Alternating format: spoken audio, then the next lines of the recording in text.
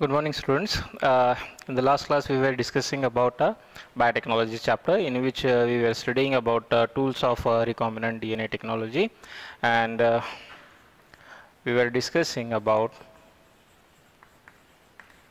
restriction enzymes, the definition of restriction enzymes, the history of restriction enzymes, and how many restriction enzymes are there from different strains of bacteria. Okay, so in this restriction enzyme topic, we will discuss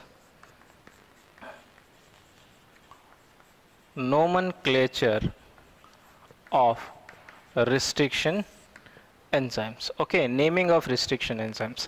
In a first year, you have studied about binomial nomenclature.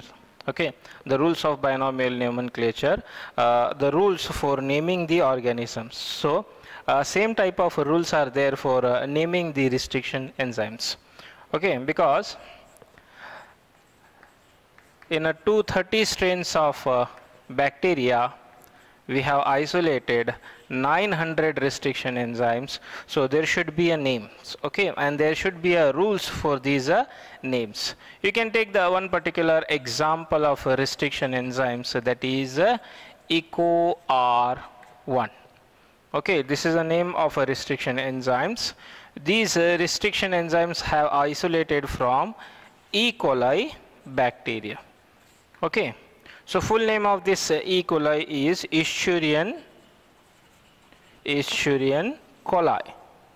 Escherichia coli. Okay, so the first letter of this restriction enzyme is name of a genus name of the particular bacteria E, and second two letters of this restriction enzymes is taken as a two letter, first two letters of a species name, and R stands for strains, that is Ray.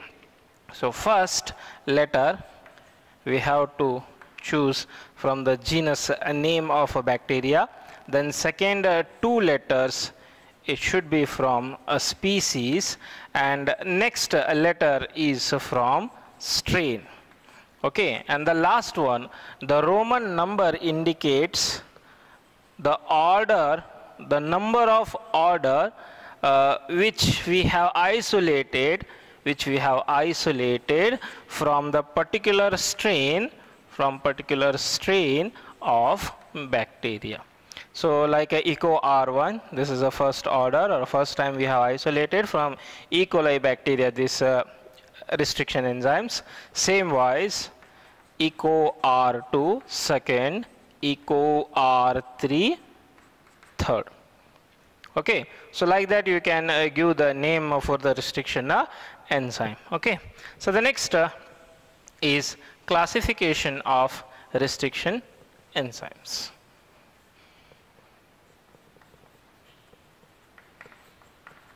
Classification of restriction enzymes. So remember, these restriction enzymes belongs to nuclease class. Okay, these restriction enzyme belongs to nuclease class, which contains two groups. One is endonuclease and other one is exonuclease. So remember, endo means within, exo means outside. Okay, so nucleases usually they are cutting enzymes, whether it may be a endonuclease restriction enzymes or exonuclease restriction enzymes, both has the feature of cutting, but where exactly on a DNA strand, one endonuclease within and exonuclease outside. Okay, so how they will work? So consider this is a strand of DNA from 5' to 3', 5' to 3' is the direction. Okay, so in these strands you will observe the nucleotide sequence. Okay, so what are nucleotide sequence? Adenine, thymine, guanine, and cytosine. In the first year biomolecules, you have studied about these nucleotide sequences. A pairs with T, T pairs with A, G pairs with C, and C pairs with G. Okay, there is a vice versa relation. If A is there, the T should be its a complementary. C is there, G should be its a complementary. G is there, C should be its a complementary, and this T is there, A should be its a complementary, like that. A, T, C, C, G, and here should be T, T, A, G, G, C, like that. Okay, so in between these nucleotides, in the center there is a hydrogen bond is present. Okay, so what happens when endonuclease restriction enzymes cut the DNA? They will cleave the DNA within. Inside the DNA, a template or a DNA segments, and they will make a cut along with these hydrogen bonds. Along with these hydrogen bonds, they will make a cut, and finally what you will get? This type of structure. Okay, so here A, C, G, T, T, A, T, C, C, G, T, G, C, A, T, T, A, G, G, and C. Okay, if you observe, this will be like this, and this segment of DNA will be like this. Okay, when restriction endonuclease cuts the DNA segments, you will get these type of ends. Okay, so this type of ends we can call it as a sticky ends. It calls a sticky ends. Remember, sticky ends, why it is also called as sticky ends? Because this restriction endonuclease also hydrolyzes the hydrogen bonds.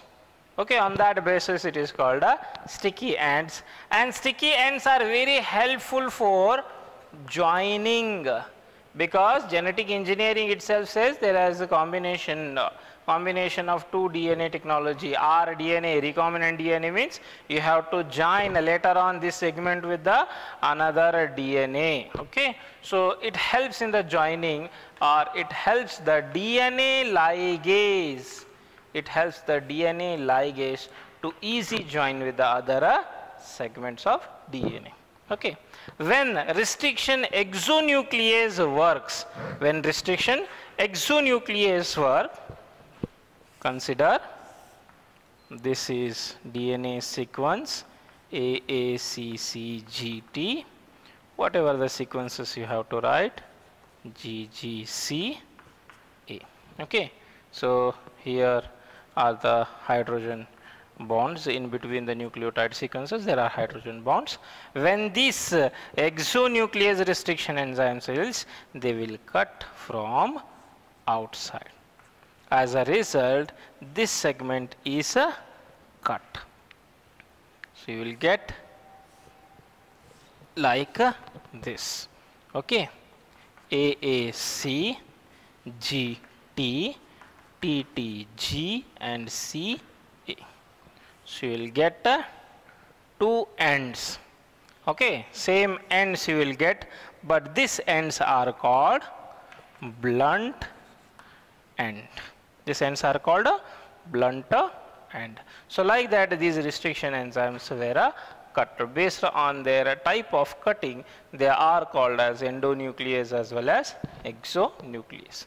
Whatever, both exonuclease as well as endonuclease, they will not cut the DNA. They will not cut the DNA at any random sequences. Why? Because all the endonuclease and exonuclease restriction enzymes have their recognizing sequences.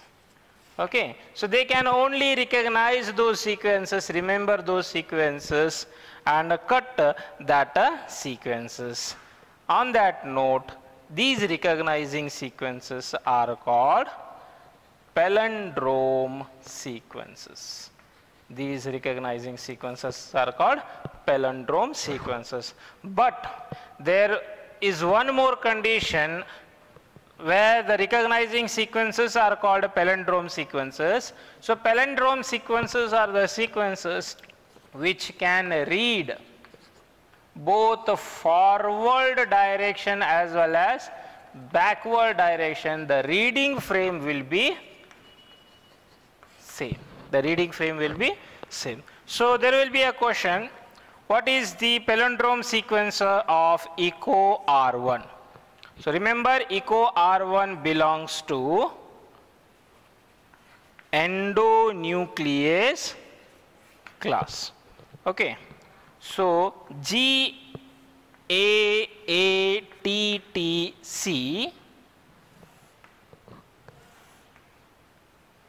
GAATTC. So this is from 5' to 3' and from 5' to 3'. So remember, the DNA strands are anti-parallel to each other. One should run in this direction and other should run in this direction. So this GAATTC, GAATTC, if you read from 5' to 3' here, the reading frame will be GAATTC. If you read from 5' to 3' here, the reading frame will be GAATTC. Or if you want to read from 3' to 5' here, CTTAAG, and 3' to 5' here, CTTAAG. The reading frame is same if you want to read this from forward or backward direction. Okay, so this is the exact correct palindrome sequence of echo R1. So this echo R1 will cleave in between G and A, adenine and guanine, and it will make a cut along with the hydrogen bond and left as G AATTC here, G AATTC here. So this will make one sticky end and this will make another sticky end. Okay, so remember the definition of palindrome sequences. You can also take the example better here, a common example, madam. Either you want to read from forward direction or backward direction, forward or backward, it will be same, madam, or the, okay, forward or backward, it will be, the reading frame will be same, or Malayalam, you can take from forward or backward direction, it will be same. Okay, so this is about classification of a particular restriction enzymes. Okay, so these restriction enzymes, how they will classified, you have to remember this, you have to remember more. This is very important. What is echo R1's restriction? So this palindrome sequences. Echo R1 is endonucleases, the types of endonucleases, sticky ends, blunt ends. Okay, this is about restriction enzymes classification. Okay, in the next class we will discuss the construction, as schematic representation of construction of rDNA technology. Thank you.